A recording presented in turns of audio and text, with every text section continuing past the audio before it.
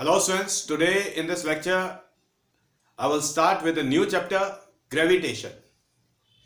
तो students आप लोग यूनिवर्स वर्ड से फेमिलियर हैं और यूनिवर्स में हमारे सोलर सिस्टम से फेमिलियर हैं. सोलर सिस्टम में students सारे प्लैनेट्स सन के चारों तरफ रिवॉल्व करते हैं. ये आपने लोअर क्लासेस में पढ़ लिया था.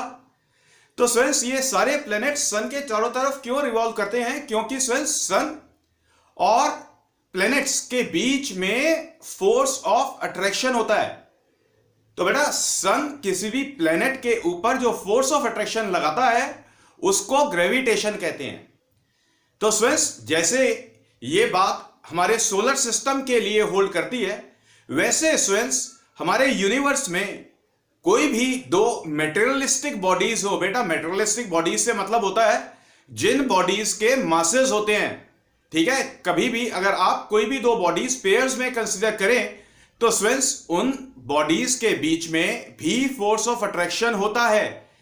ठीक है, जिसको हम ग्रेविटेशन कहते हैं. तो हम ये कह सकते हैं कि बेटा कोई भी दो बॉडीज हैं यूनिवर्स में तो उनके बीच में जो फोर्स ऑफ अट्रैक्शन है उसको ग्रेविटेशन कहते हैं. बात समझ आ गई? ओके, तो स्टूडेंट्स अब बेटा ये जो ग्रेविटेशन का जो कॉन्सेप्ट है ये इंट्रोड्यूस किसने किया था? ये इंट्रोड्यूस किया था न्यूटन ने. ओके, तो सबसे पहले आज के टॉपिक में हमने Newton's law of gravitation study करना है. Okay, Newton's law of gravitation students कोई भी दो मेटेरियलिस्टिक बॉडीज, देखिए लेट अस सपोज से बेटा it is the body A and it is the body B. The bodies A and B they have the masses m1 and m2. These two bodies A and B they have the masses m1 and m2. And let us suppose students the distance between their centers is supposed to equals to r. तो बेटा दोनों materialistic bodies एक दूसरे के ऊपर attractive force लगाती है. तो बेटा ये बॉडी ए बॉडी बी के ऊपर और बॉडी बी बॉडी ए के ऊपर जो अट्रैक्टिव फोर्स लगाएगा, late us suppose the magnitude of that force is capital F. तो बेटा ये जो कैपिटल एफ है it is the magnitude of the force of gravitation. तो बेटा न्यूटन ने फोर्स ऑफ ग्रेविटेशन को बॉडीज के मासेस की टर्म्स में और दोनों बॉडीज के बीच में जो सेंटर है उसकी टर्म्स में डिफाइन किया है, डिस्क्राइब किया है. तो सबसे पहले students Newton's law of gravitation की मैं आपको स्टेटमेंट दे रहा हूं, आप उसे नोट करें. मैं डिक्टेट कर रहा हूं, आप नोट करें. It states that every two bodies in the universe attract each other by a force whose magnitude is directly proportional to the product of their masses and inversely proportional to the square of the distance between their centers. तो देखिए students अब बेटा ये figure आप copy करें. ये figure copy करने के बाद आप लिखें consider the bodies A and be having the masses m1 and m2 full stop. Let small r be the distance between their centers full stop. Let capital F be the force of attraction. Let capital F be the gravitational force of attraction. कर लें students, gravitational force of attraction between the two bodies. Then according to Newton's law of gravitation, देखिए बेटा board पर, this F is directly proportional to m1 m2. तो बेटा A ने B पर लगाया या B ने A पर लगाया. A ने अगर B पे लगाया तो भी हमें m1 मल्टीप्लाइड विद m2 करना है.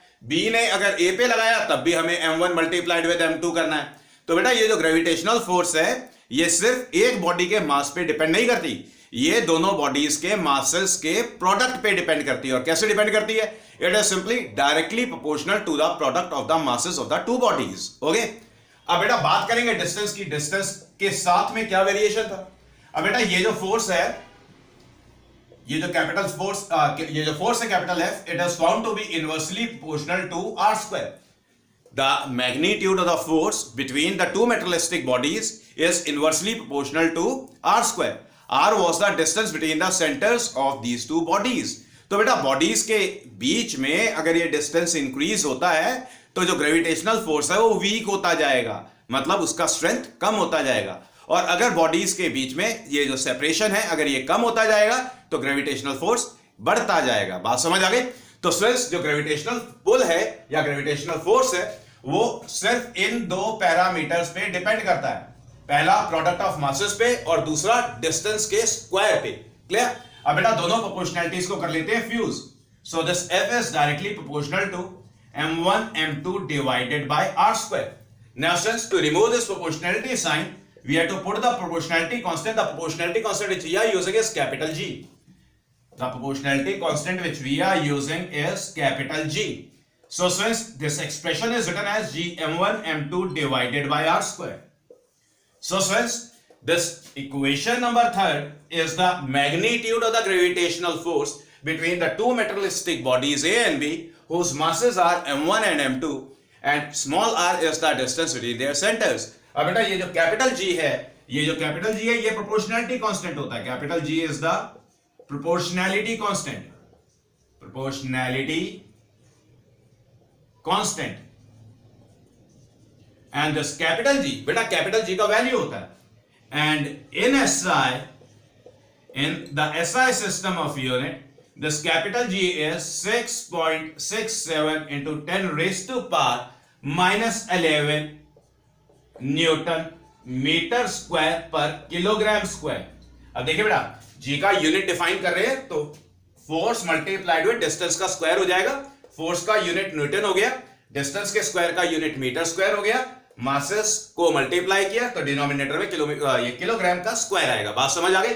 तो स्टूडेंट्स आई होप कि न्यूटन्स लॉ ऑफ ग्रेविटेशन आपको क्लियर हो गया। ओके, बात समझ आ गई? तो आप ऐसा करें, पहले इसको कॉपी करें, फिर इसके बाद करेंगे Newton's law of gravitation in vector form. इसको वेक्टर फॉर्म में लिखेंगे। वेक्टर फॉर्म में ज्यादा बड़ा काम नहीं करना होता हमें। वेक्टर फॉर्म में स्टूडेंट्स ए ने बी के ऊपर जो फोर्स लगाया हम उसके वेक्टर नोटेशन की बात करेंगे, बी ने ए के ऊपर जो फोर्स लगाया उसके भी वेक्टर नोटेशन की बात करेंगे। तो स्विच मतलब फोर्स को हमें यूनिट वेक्टर की टर्म्स में डिफाइन करना होगा। तो पहले आप ऐसा करें कि ये कैलकुलेशन एक बार कॉपी कर लें।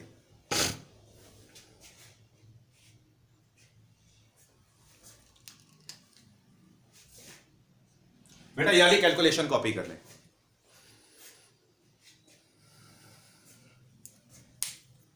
यस फ्रेंड्स, ये था Newton's law of gravitation.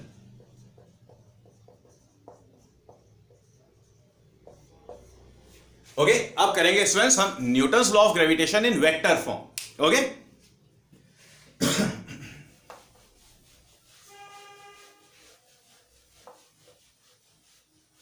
Students ये वाला फिगर आपने कॉपी करना है और यहां पर फोर्सेस के हमें नाम लिखने होंगे। तो देखिए बेटा, ए ने बी के ऊपर जो फोर्स लगाया वो अट्रैक्टिव फोर्स है, तो ए के ऊपर जो फोर्स मार्क हुआ है that is towards the body B. अब बेटा ए ने बी के ऊपर जो फोर्स लगाया वो भी अट्रैक्टिव फोर्स है और जो मार्क हुआ है force that is towards A. Got it students? तो बेटा let us suppose say it is the force say vector F A B and it is the force say vector F B A. तो F vector FAB is the force on the body A by the body B and vector FBA is the force on the body B by the body A. Let us suppose say R cap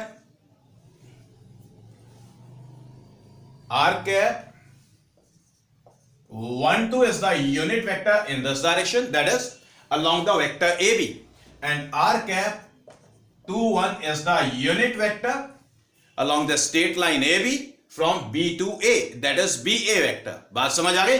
तो students R cap 1 2 is the unit vector से vector AB divided by the magnitude of vector AB. Clear हो गई बात? तो बेटा AB का जो value हो गया that is small r, that is small r. बात समझ आ गई? इसी तरीके से R cap 2 1 is the unit vector along vector BA, so it is written as BA, where AB it is equals to BA is equals to say small r. ये बात समझ आ गई? इतना काम क्लियर है? ओके, तो आप ये वाली कैलकुलेशन को कॉपी करें, इसे अभी साइड पे कॉपी कर लें। नेक्स्ट लाइन में स्टूडेंट्स कंसिडरेशंस लिखें. Consider the bodies A and be having the masses m1 and m2, full stop. Let small r be the distance between their centers, full stop. Let vector FAB be the force on the body A by the body B. Next line में लिखें students, according to Newton's law of gravitation. तो पहले बेटा force का magnitude define करेंगे. F A B it is equals to G capital M1 M2 divided by R square.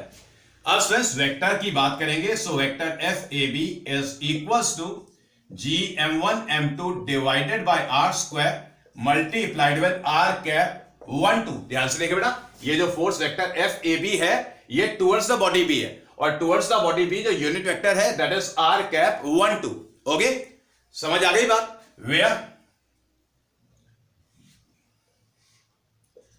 Where this R cap 1 2 is the unit vector along vector AB. Got it, students? Now, बेटा पहले ये वाली calculation आपने copy करनी है, ठीक है. अब इसके बाद आप लिखें let vector FBA be the gravitational force exerted on the body B by the body A. तो बेटा बॉडी बी के ऊपर जो बॉडी ए ने फोर्स लगाया है हम उसकी बात करेंगे, ठीक है. फिर से लिखें according to Newton's law of gravitation. तो पहले बेटा फोर्स का मैग्नीट्यूड लिखेंगे. F B A is written as say G M1 M2 divided by R square. अब बेटा फोर्स वेक्टर की बात करेंगे. तो vector F B A is equals to G capital ये M1 M2 divided by R square multiplied with R cap 21. बेटा देखिए R cap 21 का डायरेक्शन देखिए. R cap 21 is from B to A. अब बेटा B के ऊपर जो फोर्स लग रहा है that is vector FBA and it is directed towards the body A. Clear. तो बेटा वेक्टर FBA का जो डायरेक्शन है वो यूनिट वेक्टर R cap 1 2 से डिफाइन होगा. So we can say where R cap 21 is the unit vector along vector BA. Along vector BA. Okay students, तो आप ऐसा करें बेटा पहले ये वाली कैलकुलेशन को कॉपी करें. इस इक्वेशन को आप 1 बोलें और इस इक्वेशन को आप 2 बोलें, ठीक है. जल्दी से कॉपी करिए.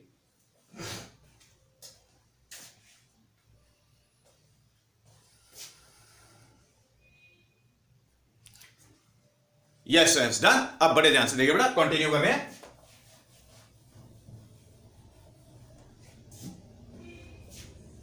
अब देखिए बेटा वेक्टर ए बी या वेक्टर बी ए, बेटा दोनों का जो मैग्नीट्यूड है that is equal to R, ठीक है. अब ये दोनों जो यूनिट वेक्टर्स हैं, यूनिट वेक्टर का मैग्नीट्यूड होता है 1. अब दोनों यूनिट वेक्टर्स की डायरेक्शन है opposite. So we can say that is r cap 1 2 is equals to negative of r cap 2 1.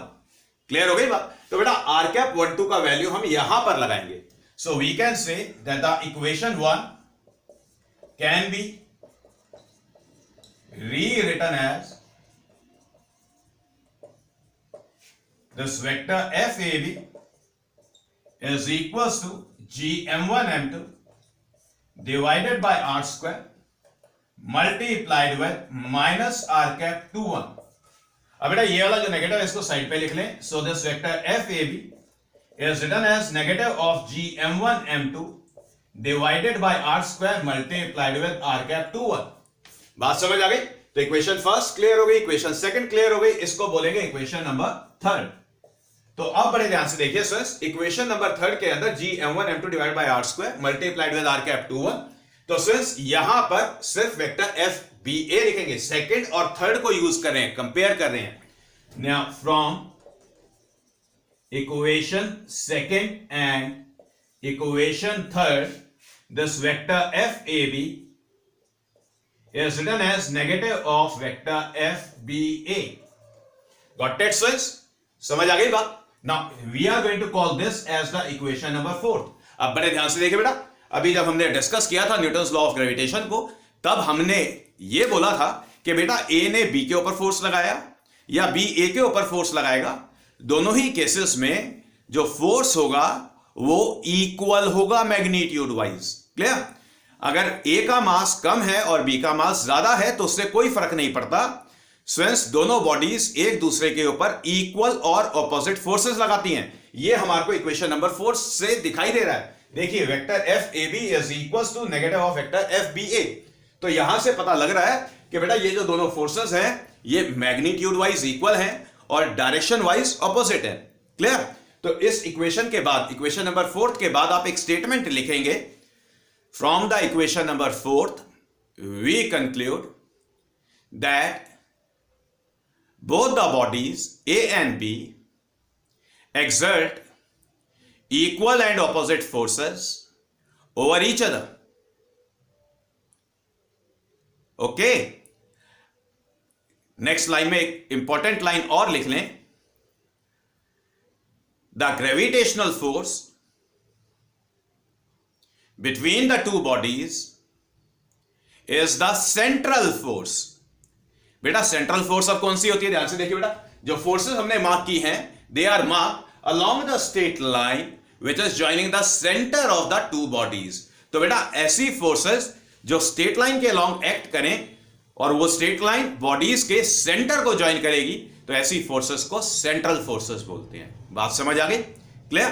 तो स्टूडेंट्स, ये न्यूटन्स लॉ ऑफ ग्रेविटेशन हमारा कंप्लीट हो गया, वेक्टर फॉर्म में भी और कॉन्सेप्ट वाइज भी.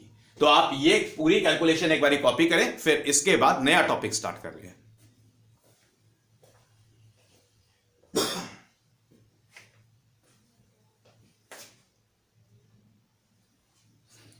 यस फ्रेंड्स, आई होप ये आपको क्लियर है. अब बेटा बात करेंगे weight. Weight of the body क्या होता है? समझिए बेटा, वेट किसको कहते हैं?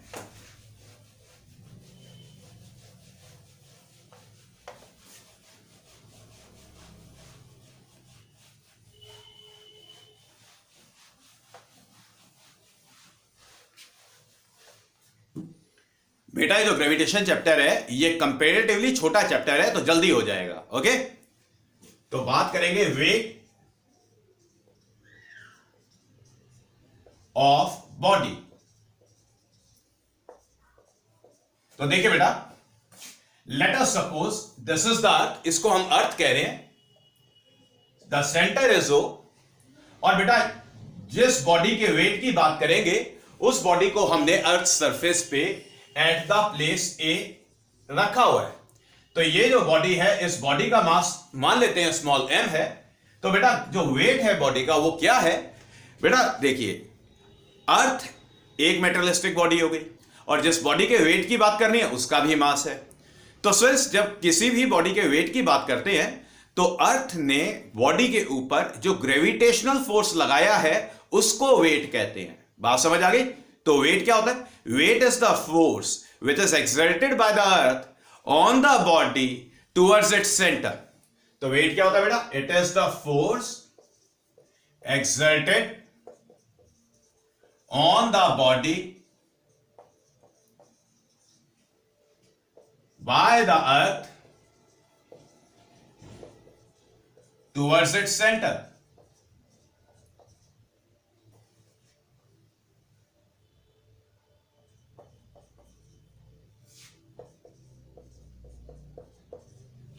Weight is the force exerted.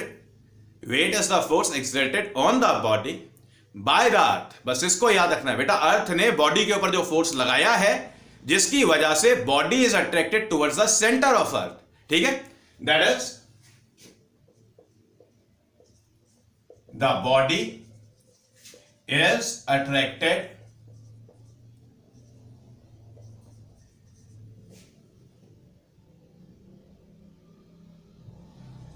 by the earth towards its center. Clear? अब देखिए बेटा, बेटा आपको बॉडी दिखाई दे रही है जिसके वेट की बात करनी है, आपको अर्थ दिखाई दे रही है। हम क्या करेंगे बेटा, हम दोनों बॉडीज को, दोनों के सेंटर को ज्वाइन करेंगे। बॉडी के सेंटर को अर्थ के सेंटर से ज्वाइन करेंगे। तो अर्थ इस बॉडी के ऊपर बेटा ग्रेविटेशनल फोर्स लगाएगा, और जो ग्रेविटेशनल फोर्स लगेगा that will be towards the centre of earth. तो बेटा अर्थ ने जो ग्रेविटेशनल फोर्स बॉडी के ऊपर लगाया है, जिसकी वजह से बॉडी अट्रैक्ट हो रही है, उसको बोलेंगे वेट।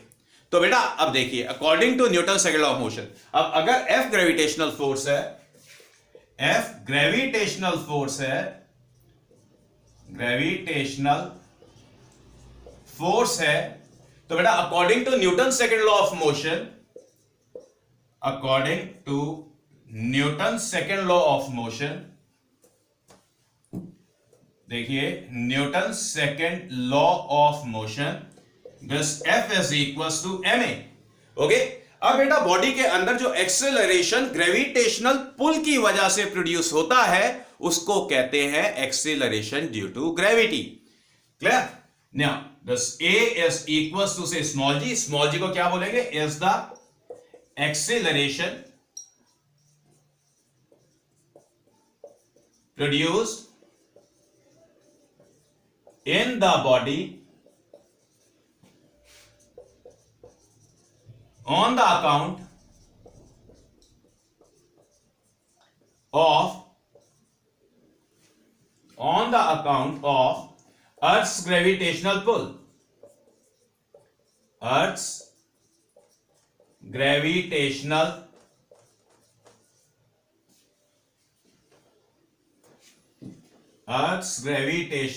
पुल। बात समझ आ गई बेटा?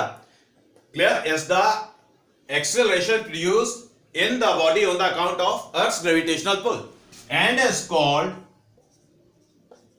Is called acceleration due to gravity. तो बेटा ये जो स्मॉल जी है, आपने जब हमने लॉ ऑफ मोशन किया था तब हमने किया था कि सबसे पहले बॉडी का वेट मार्क करते हैं, और वेट होता है mg, m multiplied with small g. This small g was the acceleration due to gravity. अब शायद आपको समझ आया होगा कि बेटा ये जो एक्सेलरेशन ड्यू टू ग्रेविटी है स्मॉल जी, इसको हम एक्सेलरेशन ड्यू टू ग्रेविटी क्यों बोलते थे? क्योंकि बेटा ये बॉडी के अंदर जो एक्सेलरेशन प्रोड्यूस हुआ है that is on the account of the earth's gravitational pull, जो अर्थ ने बॉडी के ऊपर ग्रेविटेशनल पुल लगाया है। समझ आ गई बात? So since we can say that the gravitational pull exerted on the body by the earth, that is F, is written as mg। बात समझ आ गई बेटा? m is the mass of the body and small g is the acceleration due to gravity which is produced in the body on the account of earth's gravitational pull। बात समझ आ गई बेटा? तो आप पहले इसको कॉपी करें।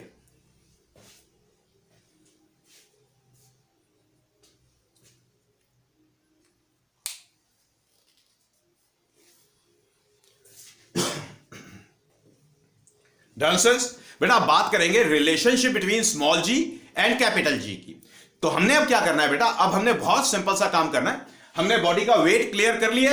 अब बेटा जो ग्रेविटेशनल पुल है उसको हम बॉडी के मास और अर्थ के मास की टर्म्स में लिखेंगे और फिर सिंपली कंपेयर करेंगे। ठीक है? तो बेटा थर्ड टॉपिक है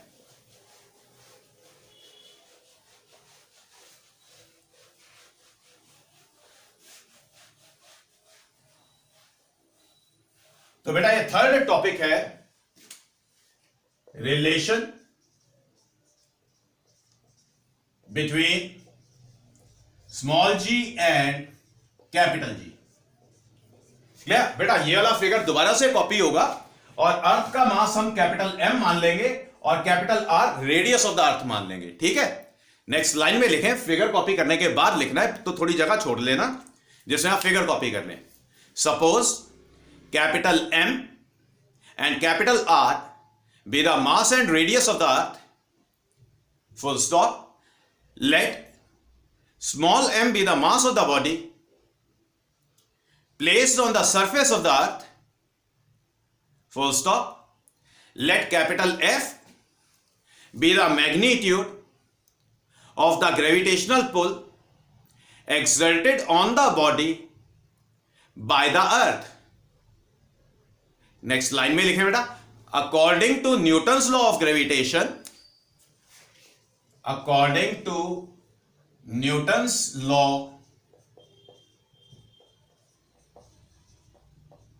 of gravitation, this capital F is written as say capital G universal gravitational constant, जो कि प्रोपोर्शनैलिटी कांस्टेंट था। कैपिटल जी को यूनिवर्सल ग्रेविटेशनल कांस्टेंट कहते हैं। Capital M mass of the earth है, small m mass of the body है जो earth surface पर प्लेस्ड है, divided by the distance between their centres. आप बड़े ध्यान से देखिए, मैंने दो डॉट मार्क किए, एक तो बॉडी का सेंटर मार्क किया है और एक पोजीशन मार्क किया है जहां पर बॉडी को प्लेस किया है। अब ये जो बॉडी अर्थ सरफेस के ऊपर हमने प्लेस की है बेटा, इसका साइज तो अर्थ के कंपैरिजन में नेग्लिजिबली स्मॉल है। तो हम क्या करेंगे इस वक्त, हम डिस्टेंस OA को कंसीडर करेंगे। हम बोलेंगे कि दोनों बॉडीज के बीच, दोनों बॉडीज के सेंटर के बीच में जो डिस्टेंस है that is approximately equal to the radius of the earth. Clear? तो स्टूडेंट्स डिनोमिनेटर में डिस्टेंस का स्क्वायर आएगा radius of the earth. Okay, radius of the earth का स्क्वायर डालना है। तो बेटा न्यूटन्स लॉ ऑफ ग्रेविटेशन के अकॉर्डिंग जो ग्रेविटेशनल पुल का एक्सप्रेशन है that is capital G capital M small m divide by r square.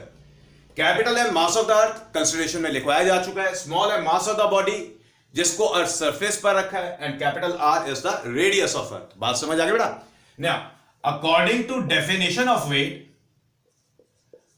According to definition of wait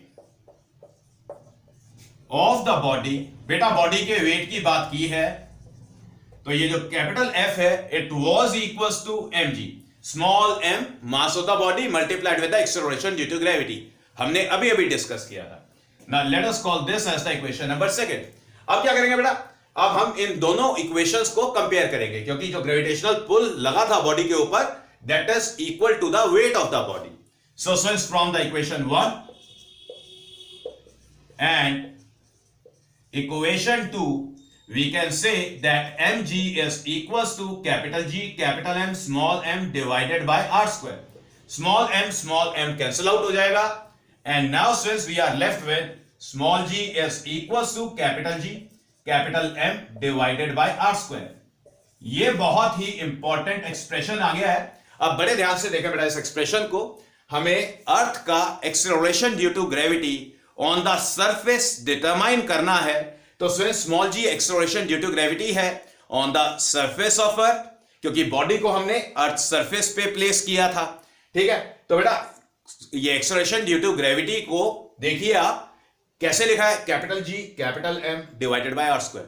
तो बेटा एक्सेलरेशन ड्यू टू ग्रेविटी किसके ऊपर डिपेंड करता है? एक्सेलरेशन ड्यू टू ग्रेविटी अर्थ के मास के ऊपर डिपेंड करता है। ठीक है, और बेटा distance of the observation point from the centre of the अर्थ के ऊपर डिपेंड करता है। ऑब्जर्वेशन पॉइंट क्या है? पॉइंट ए, जहां पे हमने बॉडी को प्लेस किया है। तो पॉइंट ए का डिस्टेंस अर्थ के सेंटर से। बात समझ आ गई? तो स्टूडेंट्स न्यूमेरिकल्स में जब आपको एक्सेलरेशन ड्यू टू ग्रेविटी किसी भी पॉइंट पे डिटरमाइन करना हो तो कैसे करेंगे, अभी एक सेकंड के अंदर बताता हूं। तो पहले आप ये कॉपी करें। तो acceleration due to gravity depends on the mass of earth and the square of the distance of the observation point from the centre of earth. एक काम करें, आप भूल जाएंगे तो मैं ये स्टेटमेंट आपको लिखवा देता हूं, आप नोट कर लें। नेक्स्ट लाइन में लिखें, from the equation third we conclude that acceleration due to gravity at any point depends on the mass of the earth and the square of the distance of the observation point from the center of earth. अब बात समझ आ गई? ठीक है, अब बड़े ध्यान से देखिए, दोबारा देखिए। अभी तो हमने बॉडी को अर्थ की सरफेस पे प्लेस किया था, तो मतलब ऑब्जर्वेशन पॉइंट अर्थ की सरफेस पर प्रेजेंट है। तो अर्थ की सरफेस पर एक्सेलरेशन ड्यू टू ग्रेविटी को हमने G capital M divide by r square की टर्म्स में स्टडी किया। अब देखते हैं, अब बेटा जो एक्सेलरेशन ड्यू टू ग्रेविटी है वो तो अर्थ के चारों तरफ जो स्पेस है कहीं पे भी आप पॉइंट मार्क कर सकते हैं। तो जब आप किसी भी बॉडी को उस पॉइंट पे प्लेस करेंगे तो अर्थ तो उसको अट्रैक्ट करेगी। अर्थ ने ग्रेविटेशनल पुल तो लगाया है, तो मतलब हर पॉइंट पर एक्सेलरेशन ड्यू टू ग्रेविटी होता है। अब देखिए बेटा न्यूमेरिकल्स में कैसे करना है, खास ध्यान रखेंगे आप।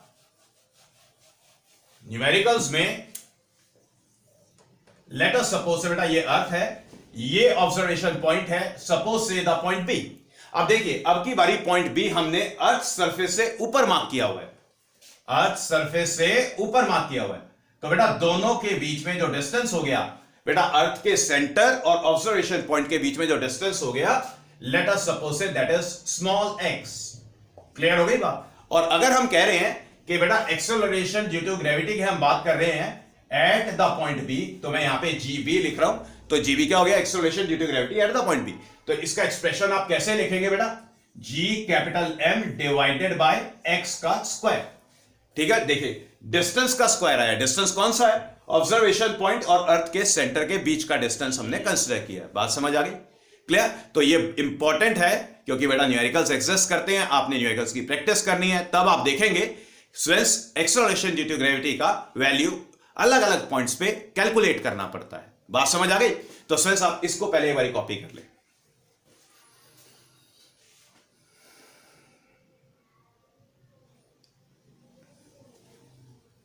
Yes sir. अब बेटा एक इंपॉर्टेंट कॉन्सेप्ट करते हैं, variation of acceleration due to gravity.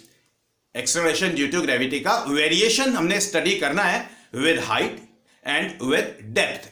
Okay, एक और करेंगे due to the shape of earth. Okay, so the next topic is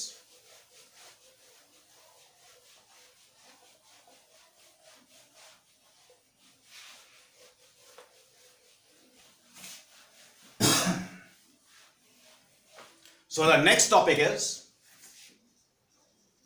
variation in acceleration due to gravity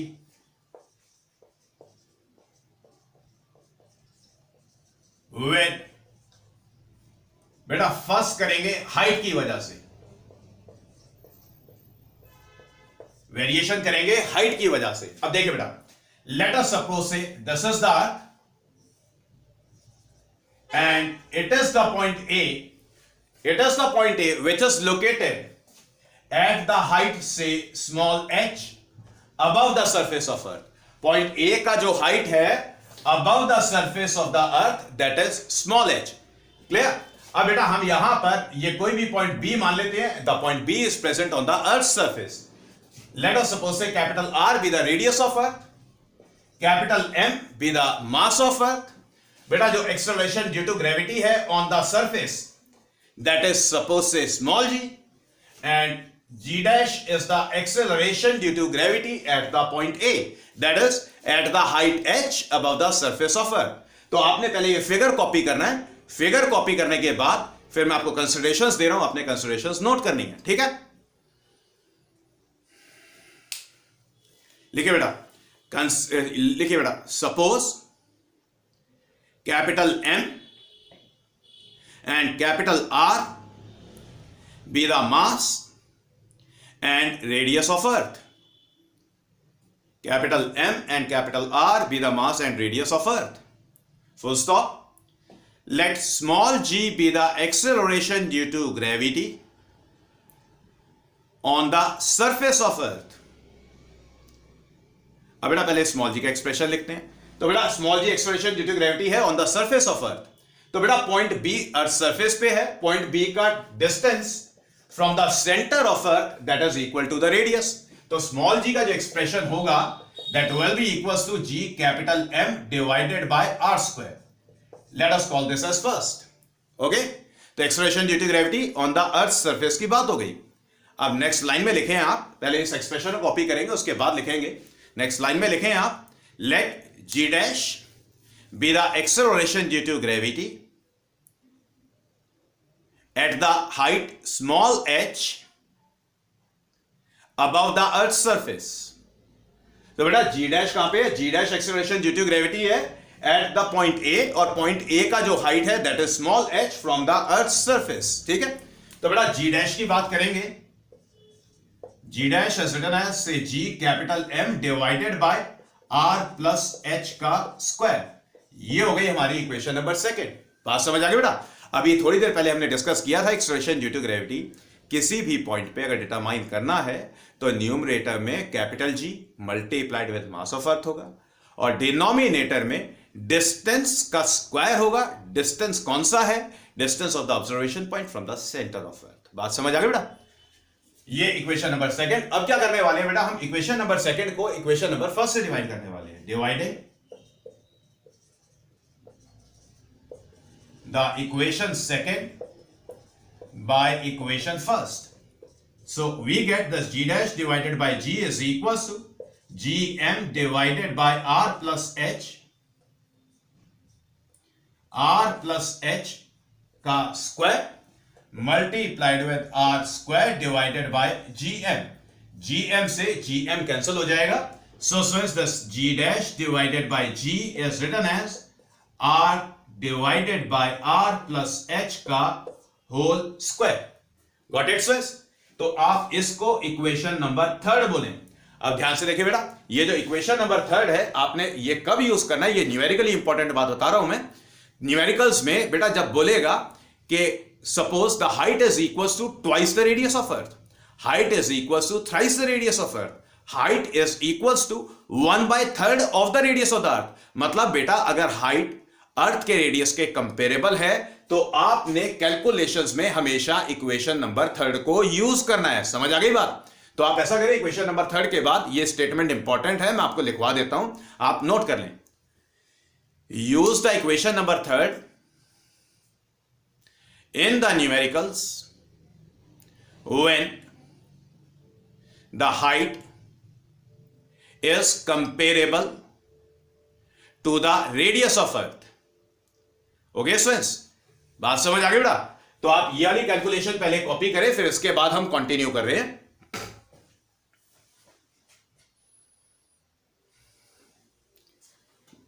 yes students, यहां तक आपने कॉपी कर लिया, अब आगे कंटिन्यू कर रहे हैं. हम इधर कंटिन्यू करेंगे.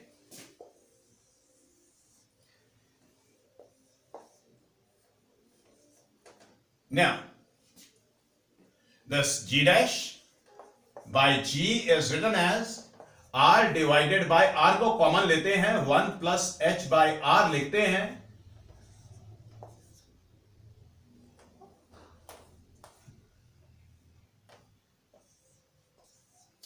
होल स्क्वायर कर लेते हैं. तो यहां पर R से R कैंसिल आउट हो गया. So this G dash by G is written as 1 divided by 1 plus H by R square. So we can say that it is written as G dash by G is written as 1 plus H by R whole power minus 2. Got it students? यहां तक बात समझ आ गई? अब देखिए बेटा, अब अगर हाइट अर्थ के रेडियस के कंपैरिजन में काफी कम है, ठीक है, बात समझ आ गई? Okay, let us suppose say the distance of the observation point is suppose say 50 meter, 100 meter, 1 kilometer, 2 kilometer like that. Okay, अर्थ का रेडियस होता है बेटा 6400 kilometre.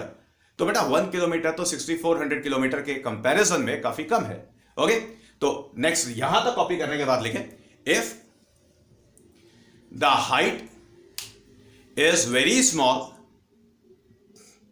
When compared with the radius of earth, then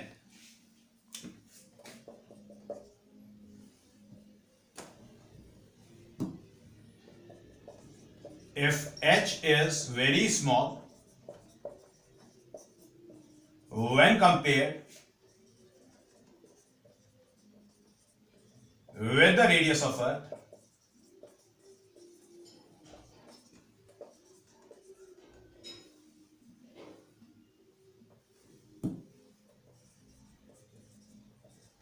तो अब हम क्या करेंगे students, अब हम इस वाले एक्सप्रेशन को बाइनोमियल थ्योरम यूज करके एक्सपेंड करेंगे. बाइनोमियल थ्योरम कैसे यूज करते हैं आपको बता रहा हूं बेटा. पावर से सेकंड टर्म को मल्टीप्लाई करते हैं और h बाई आर की जो हायर पावर्स हैं उनको नेग्लेक्ट करेंगे. ठीक है, तो क्या करेंगे, using binomial theorem, using binomial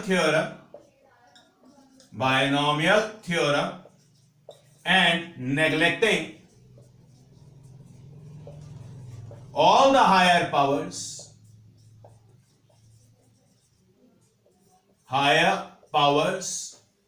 of h/r की बेटा हायर पावर्स को करेंगे नेग्लेक्ट। ओके, तो आप पहले ऐसा करें, ये सारा कॉपी करें क्योंकि मुझे इधर वाइप ऑफ करना है और फिर इधर कंटिन्यू करना है।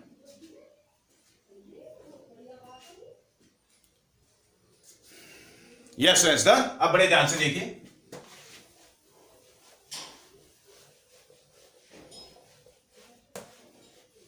बड़े ध्यान से देखिए बेटा। तो स्टूडेंट्स पावर से सेकेंड टर्म को मल्टीप्लाई करेंगे। So this g dash divided by g is written as 1 minus 2h divided by r। Got it students? अब बेटा देखिए सॉल्व कर लेते हैं। g dash is written as g minus 2gh divided by r। अब बेटा solve कर लेते हैं। g डैश को इधर ले जाते हैं और g को, ये 2gh को इधर ले जाते हैं। This implies that this g minus से g dash is equals to 2gh divided by r।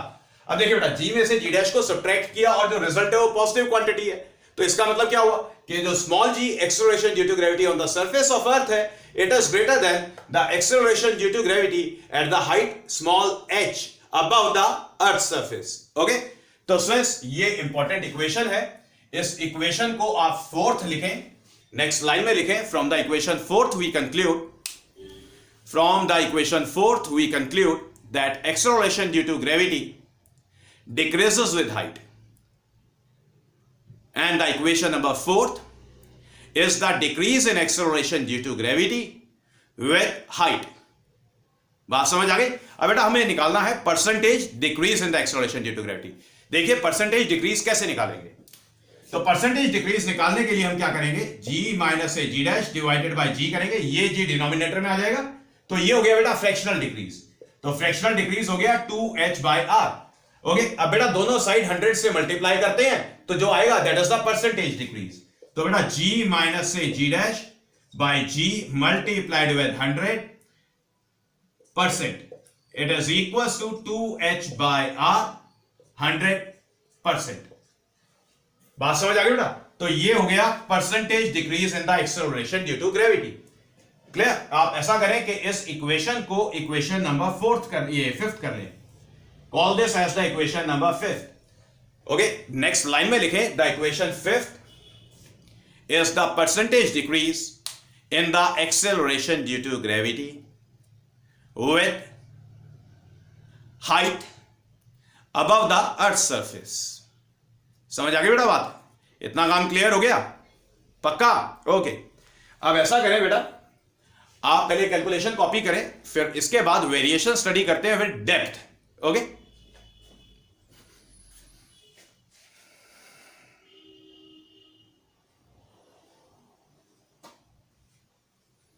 या फिर ऐसा करते हैं स्टूडेंट्स, आज यहीं पे वाइंड अप करते हैं। वीडियो थोड़ा लंबा हो रहा है तो अभी मेमोरी फुल हो जाएगी तो बड़ी दिक्कत हो जाएगी, तो कंटिन्यू नहीं कर पाएंगे। तो बेटा बाकी नेक्स्ट क्लास से करेंगे, नेक्स्ट लेक्चर में करेंगे, ठीक है? So this is all for today.